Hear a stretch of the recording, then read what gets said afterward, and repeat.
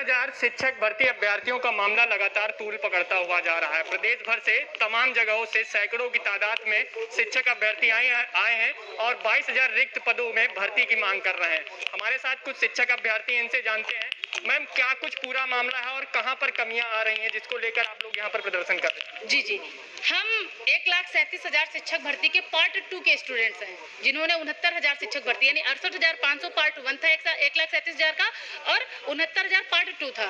तो हम लोगों ने 69,000 पार्ट 2 में मानक कट ऑफ से कहीं ज्यादा नंबर प्राप्त किए। मतलब 68,500 में इन्होंने मानक कट ऑफ रखा था 60 प्रश्न और 67 प्रश्न। उस पर भी 22,000 रिक्त सीटें रह गई थी क्योंकि उनको योग्य अभ्यर्थी नहीं मिले थे।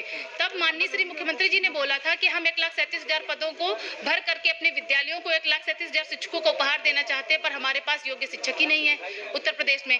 तो हम लोगों को दोबारा जो मौका मिला उसमें बीएड को भी शामिल किया गया। हम सब ने बीएड, बीटीसी, शिक्षा मित्र सब ने जी तोड़ मेहनत की और जी तोड़ मेहनत करके हम सब ने बहुत अच्छे नंबरों पे, जबकि 69,000 वैकेंसी में 90 और 97 प्रश्नों पे क्वालिफाई कराया गया, जबकि 68,500 में इन्होंने 60 क्वेश्चन और 67 क्वेश्चन पे क्वालिफाई कराया था। तो हमने 90-97 से भी ज्यादा नंबर प्राप्त किए, 105, 108, 112 इस तरीके से हम लोगों ने नंबर प्राप्त किए, क्वालिफाई भी किए। इसके बाद में हम लोगों को फाइनल लिस्ट में चयन प्रक्रिया से बाहर कर दिया गया।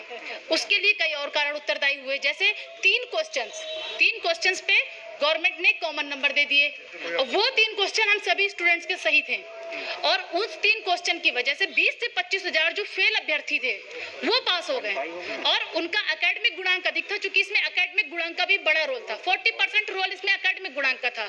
और हम सभी जो बीएड अभ्यर्थी हैं उनको तो 7 साल बाद मौका मिला था 2011 के बाद से। और इसके बाद हम सब बीजेपी के टाइम के, कल्याण सिंह के टाइम के हाई स्कूल, इंटर, बीए वगैरह किए हुए हैं, तो उस समय का जो कट ऑफ होता था यूपी बोर्ड का बहुत कम होता था।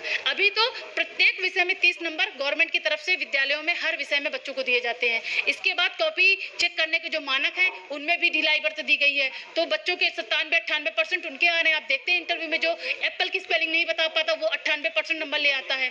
और हम लोग माननीय श्री बीजेपी सरकार में जब कल्याण सिंह जी थे उस समय के हाई स्कूल, इंटर किए हुए हैं, तो हमारा एकेडमिक कट ऑफ कम था। तो पहली चीज हम एकेडमिक कट ऑफ से बाहर किए गए। दूसरी चीज 3 नंबर कॉमन देने की वजह से हम बाहर किए गए, जबकि हम सबने बहुत अच्छे नंबरों से क्वालिफाई किया।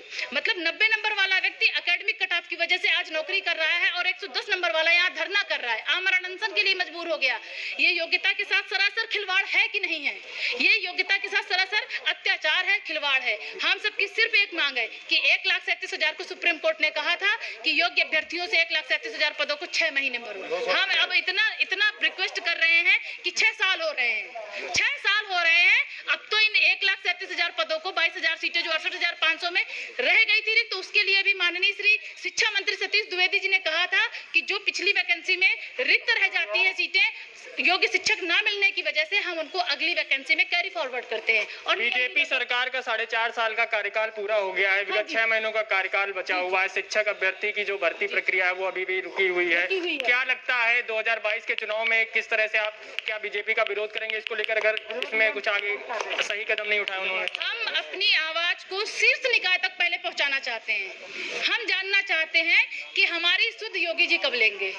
हम सब ने तो सुध ली, हम लोगों ने योग्यता के लिए योगी जी को शीर्ष पे बिठाया। हम सब आज भी योगी जी की सदस्यता पे जरा सा भी अविश्वास नहीं रख रहे हैं, पर हम चाहते हैं हमारी आवाज वहां तक पहुंचे। हमने उनके प्रतिनिधियों से ये बात पहुंचाने की पूरी कोशिश की, सोशल मीडिया से पहुंचाने की कोशिश की, हमने हर तरह से योगी जी तक अपनी बात पहुंचाने की कोशिश की। तो अभी तक क्यों संतोषजनक कोई भी कार्रवाई नहीं की गई सरकार के द्वारा? अभी तक हमें ऐसा लगता है कि हमारे माननीय श्री मुख्यमंत्री योगी आदित्यनाथ जी तक हमारी बात ही नहीं पहुंच पा रही है। मुझे तो लगता है वो बीच में ही रह जाती है।